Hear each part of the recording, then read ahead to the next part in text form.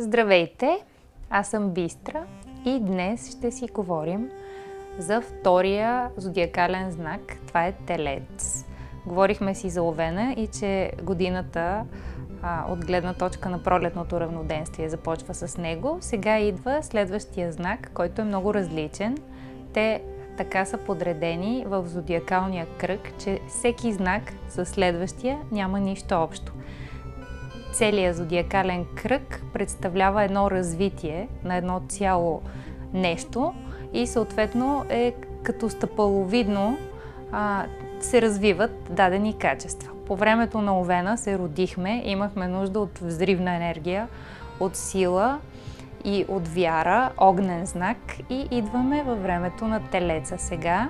Това е земен, женски и неподвижен знак, много различен от предишния, повтарям. Женския знак и земен дава по-голяма интровертност, а неподвижността го прави да бъде стабилен и да се стреми към сигурност. Няма през цялото време да обяснявам какви са разликите, те са очевадни. Всеки си има своя смисъл. Няма по-добра или по-лоша зодия. Всичките са като части от един пъзел и е необходимо да развием качествата на всеки един знак, за да можем да бъдем цялостни. Всеки отговаря за нещо и за даден духовен принцип и в външния материален свят. Така че Телеца отговаря за стабилизирането. Значи аз се родих в Овена и сега трябва да оцелея, трябва да се стабилизирам, трябва да се погрижа за физическата си форма. Всичките земни знаци и Телец, и Дева, и Козирог са практични и реалистични. Това има идеята. Земята е свързана с това. На хора с активен земен елемент, ако им говорите някакви врели накипели, които те не могат да ги приложат, те няма да се интересуват. На тях им трябва практично как могат да го приложат това нещо. Идеята на земния елемент е въплъщаването. Това означава една идея, която по огъня ми идва, примерно по Овена, да знам аз как да я приложа и така да я реализирам, че тя да има външен материален облик. И тук на Земята нещата имат форма, изискват да имат форма, за да не се разпилее съдържанието. И земните знаци са много добри в това нещо. Телеца, като първи от земните знаци, е изключително силен в това да усеща и да създава форма. Затова той е и много уютен. Той не е бърз. Женски знак и неподвижен. Това е най-стабилният от всичките зодиакални знаци. Тук е момента да кажа, че трябва да бъде характерен. Това означава, освен Слънце в Телец, да имате поне Венера, Марс, асцендент в Телец, повече планети, които са акцентирани и имат някакви достоинства, се казва, качествата на самата планета, за да се проявяват качествата на самия Телец. Когато това е така, има силно усещане за реална стойност на нещата. Венера е планетата, която е свързана с една от двете зодии, с които е свързана Венера, е Телец.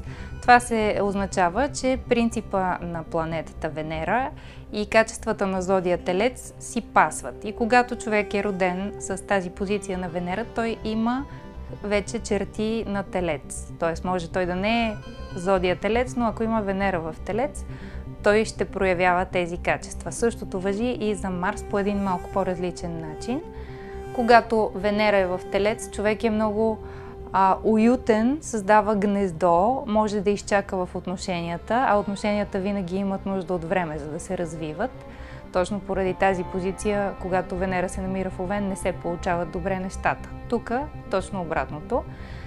Получават се и е много приятно. Такъв човек усеща най-вярно какво да предложи на другия, като място, като обстановка, като отношения, като цялостно поведение. Това е една от силните страни на въпросната Венера в Телец. Друга планета, която е по интересен начин свързана с Телеца, това е планетата Марс.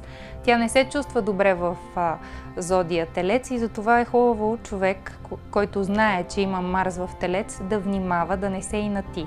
Това е едно от основните качества. Марс е свързан с волята на човек, а когато Телеца, който е инертен знак, заради това казваме пак, че е неподвижен и женски, той се запъва и се инати. И тъй като има огромно търпение, може да чака твърде дълго време и така блокира дали ще отношения, дали ще са някакви действия други от различен характер, но това е блокаж на волята във вас, когато е инат. Това представлява самия инат.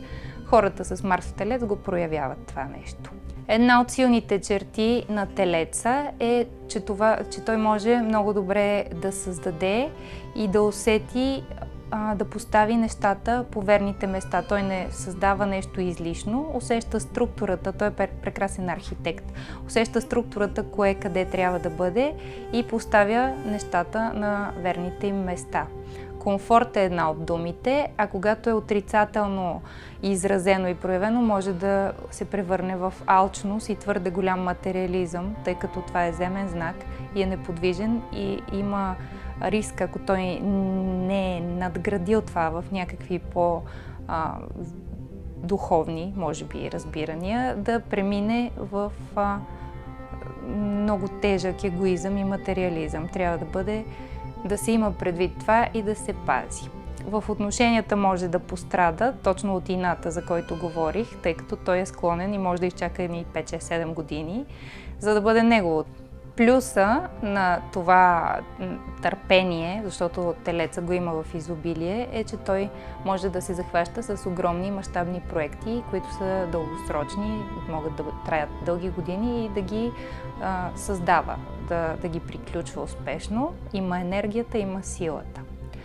Друго нещо, което е много важно, тъй като когато говорим за всяка зодия, казваме освен нейните психологически характеристики и външно проявление, казваме нейния духовен принцип. Това е нещо, което е важно и ако човек, който е характерен от зодията си, в този случай Телец, в някаква степен не реализира това нещо, тогава не се е справил добре и ще се наложи да го повтаря по един или друг начин. Телеца представлява Светия Граал. Това е духовният му принцип. Това означава, че когато има съдържание, тъй като е свързан с женския принцип, много заради това, че е женски знак, всичките земни и водни са женски, Телецът има задачата да изгради правилната форма, за да може съдържанието да остане в нея. Доколкото съдържанието е свързано с душевност, с дух, формата, те са свързани винаги, може да позволи това нещо да се прояви в земен план. И това е една от основните задачи на Телеца. Усета, който има, му е даден точно за тази цел. Телеца е много добър инвеститор. Той, когато прави нещата, това е един естествен принцип в него, той влага, но и очаква. Тук вече става въпрос за принципа на безусловното даване и ако Телеца успее да израсне над това, т.е. да не очаква, т.е. да не инвестира, а да дава и да забрави, той се е превърнал в Светия Граал. В смисъл такъв, че това е реализация на духовния принцип. Това естествено в земен план трябва много конкретно да се види каква е ситуацията, но вътрешният принцип трябва да бъде с такава нагласа. Телеца като неподвижен знак, той вкарва душа в отношенията и във всичко, което прави. Те са много добри скулптори, когато имат силно изразен телец, защото умеят да извадят духовната същност на предмета или на елемента, с който се свързват, на суровината, самата суровина. Затова Телеца има не много голям кръг, малко, но качествени хора около себе си. То винаги е така, че качеството и количеството имат едно определено взаимоотношение. Така че, ако вие сте Телец, при това характерен и намирате тези качества в себе си, е хубаво да се насочите и малко към другата страна на нещата, която е свързана с съдържанието и с усета, който имате, да развиете това. Формата и отношението към нея го носите и то е прекрасно. Остава да си съвпаднат тези две неща и да бъде пълна чашата, формата с съдържание. Това сте вие, Телец.